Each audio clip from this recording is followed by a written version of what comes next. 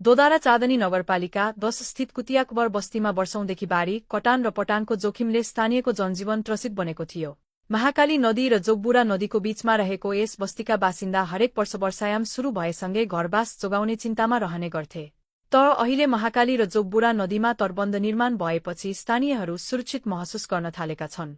विगतमा बाढीले बस्ती नै बगाउने खतरा रहेकाले स्थानीयहरू पक्की घर निर्माण गर्न समेत हिचकिचाउने गर्थे।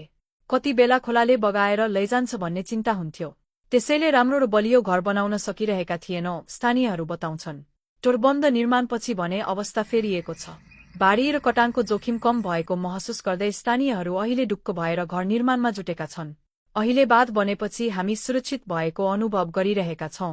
त्यसैले यन निकालेरै भए पनि पक्की घर बनाइरहेका छौं, एक स्थानीयले बताए। कारण त अब बाढीबाट हर साल परेशान हुने, बाढहरू फालिदिने केही पनि रहने थिएन। बन्दाहरू बन्यो, त्यही भएर पनि हल्का मन ढुक्क भएर बाढ घर बनाउन सुरु गरे। जे होस् यहाँ बन्दा बनिसकेपछि हजुरहरू खुसी हुनुहुन्छ? बहुत धेरै खुसी छौँ। सेफ हाउस बन्यो त्यो पनि खुसी छौँ। अब त झन् बन्दै बन्यो, झन् खुसी। अब बाटो पनि बन्यो क्या, र्याम्प मतलब मेटेरियलहरू ल्याउने लागि मतलब र्याम्पहरू बन्यो। त्यस कारणले मेटेरियल फटाफट फालेर बनाउनु त पहिलेबाट इच्छा थियो, तर अहिले बन्दा भएको कारणले अलि हौसला बढेर चाहिँ बनाउनु। बन्दा बनिसकेपछि सुरक्षित महसुस गर्नुभयो। अरू के भन्न चाहनुहुन्छ यो बन्दा बनिसकेपछि नेपाल सरकारलाई?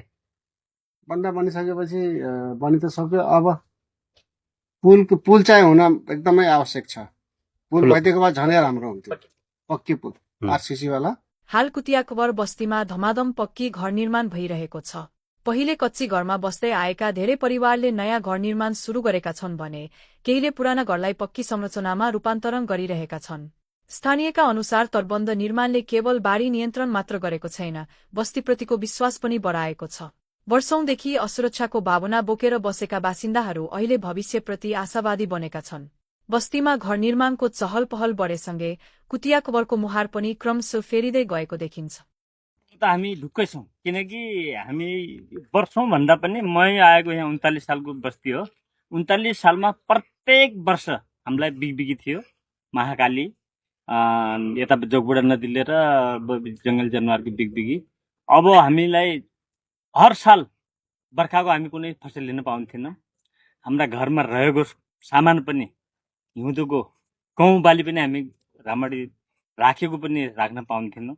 अब जमिन त कटानीबाट त एकदमै बच्ने, त्यसपछि हामीलाई पनि यो तहर चाहिँ अलि एकदमै कम भएको महसुस भएको छ। हामी खुसी छौँ। एक दिवस खुसी हुनुहुन्छ? यसपालि खुसी छौँ। अब हामी के सोच्छौँ कि हामी अब नेपाल सरकारसित जोइन्ट भयौँ, नेपालसित जोइन्ट भयौँ। किनकि योभन्दा पहिला हामी नेपाली भन्न पनि अप्ठ्यारो लाग्थ्यो। यी अलग्गै टापु पढेको बाँध नभएर अब हामी खुसी छौँ। पहिला के कस्ता समस्याहरू भोग्नु पर्थ्यो बाँध नहुँदा? जानुपर्ने थियो, अहिले अब अलि राम्रै लाग्यो। खुसी हुनुहुन्छ बाँध बनिसकेपछि?